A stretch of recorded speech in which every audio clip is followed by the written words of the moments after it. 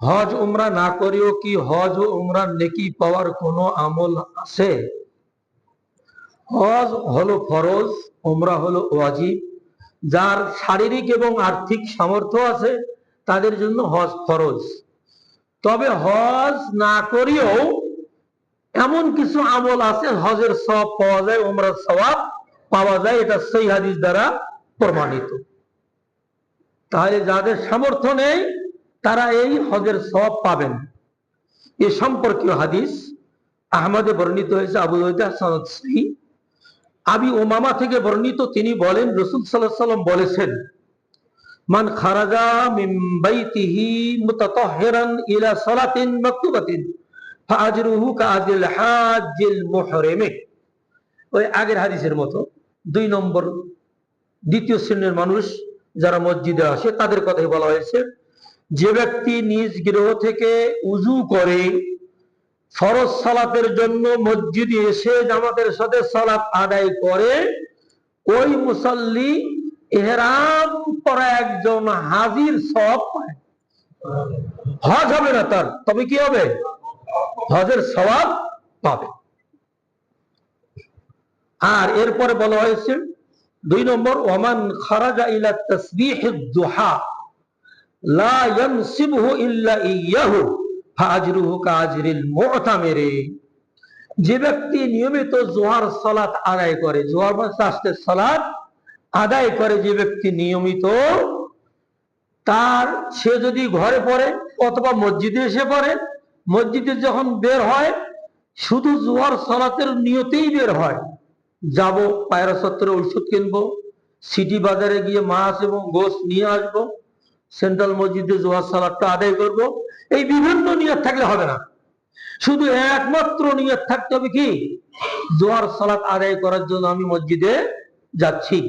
এই উদ্দেশ্যে যারা মসজিদে আসবে এবং জোহর সালাত আদায় করবে, আল্লাহ রাসূল সাল্লাল্লাহু আলাইহি ওয়াসাল্লাম বলেছেন সে একজন উমরাকারীর সওয়াব লাভ করবেন। তাহলে হজ এবং উমরা না করেও হজ এবং উমরার সওয়াব কামাই করা যায়। আমরা কিন্তু তা করি না। 3 নম্বর, ওয়া সালাতুন আলা আসরে সালাতিন লা লাগওয়া বাইনাহুমা কিতাবুন ফি ইল্লিয়িন। যে ব্যক্তি এক ওয়াক্ত সালাত আদায়ের পর পরবর্তী ওয়াক্তের জন্য অপেক্ষা করে, পরবর্তী ওয়াক্তের জন্য অপেক্ষা থাকার অর্থ মসজিদে বসে দেখতে হবে তা না।